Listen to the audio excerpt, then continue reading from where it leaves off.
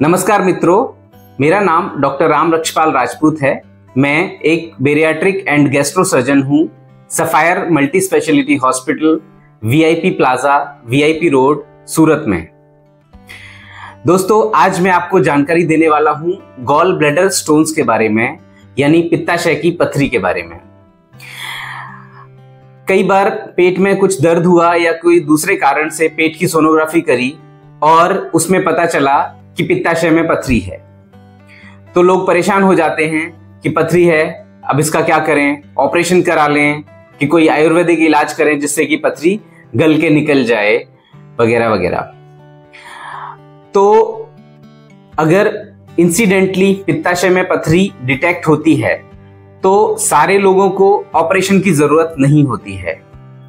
और दूसरा, मैं एक और सलाह देना चाहूंगा कि कृपया करके ये आयुर्वेदिक दवा लेके पित्ताशय की पथरी गल जाएगी ऐसे कोई ट्रीटमेंट के लिए ना जाएं।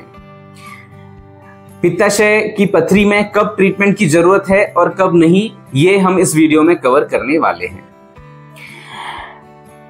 अगर पित्ताशय में पथरी आती है तो इसमें कई सारे फैक्टर्स इंपॉर्टेंट हैं। पथरी का साइज कितना है, संख्या कितनी है, पथरी होने के साथ साथ गॉल ब्लैडर की दीवार कैसी है, तो ये सारे फैक्टर्स को देखते हुए ये डिसीजन आता है और पेशेंट को तकलीफ क्या है। अगर पेशेंट को तकलीफ नहीं है तो आमतौर पर पित्ताशय की पथरी के लिए ऑपरेशन की जरूरत नहीं होती है। लेकिन कुछ ऐसी स्थिति होती हैं जब तकलीफ ना होते हुए भी हम पथरी है तो ऑपरेशन की सलाह देते हैं, जिसमें एक कंडीशन है जब व्यक्ति को डायबिटीज की बीमारी है। तो डायबिटीज की बीमारी वाले व्यक्ति जिनको पित्ताशय में पथरी है, हम सलाह देते हैं कि आप इस पित्ताशय को निकलवा दीजिए, यानी कि इसका ऑपरेशन करवा लें। क्योंकि डायबिटीज के मरीजों में पित्ताशय की पथरी के कारण कॉम्प्लिकेशंस की संभावना। दूसरी स्थिति ऐसी है जब पित्ताशय में मल्टीपल पथरी हैं और वेरिएबल साइज की हैं, 4 mm, 5 mm की बहुत सारी मल्टीपल पथरी हैं। तो ऐसे पित्ताशय को भी अगर यंग पर्सन है तो हम निकलवाने की सलाह देते हैं।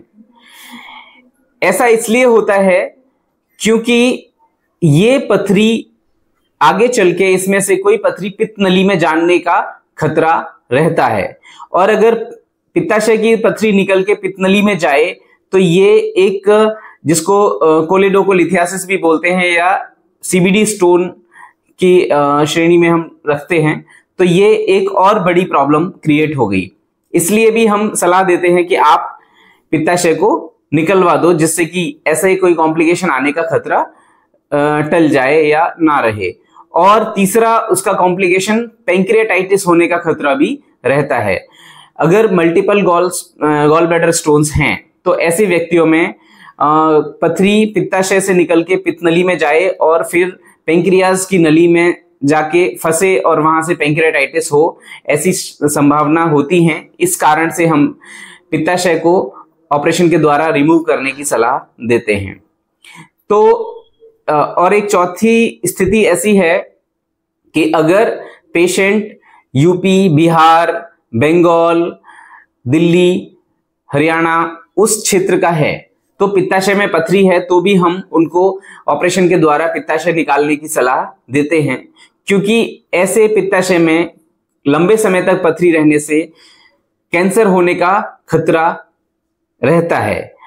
इसके विपरीत महाराष्ट्र और गुजरात के पेशेंट हैं, उनमें ये कैंसर होने का खतरा काफी कम है। अब इसके पीछे कुछ जेनेटिक और एनवायरमेंटल कारण है जिसके बारे में हम डिटेल में नहीं जाएंगे।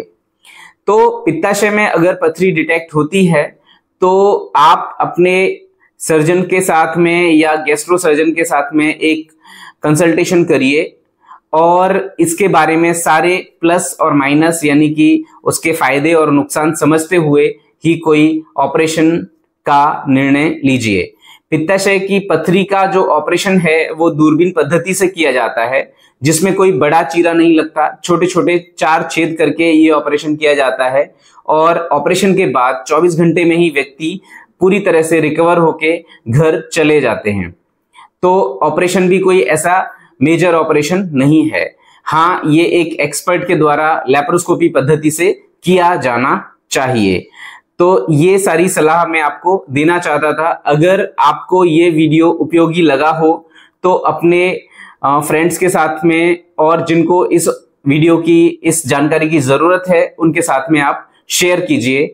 और ऐसे कोई व्यक्ति जो पित्ताशय में पथरी है वो अपने रिपोर्ट नीचे दिए गए, स्क्रीन पर दिए गए व्हाट्सएप नंबर पर सेंड कर सकते हैं, तो उनको हमारी तरफ से उचित सलाह जरूर दी जाएगी। सुनने के लिए बहुत बहुत धन्यवाद। आपका दिन शुभ हो।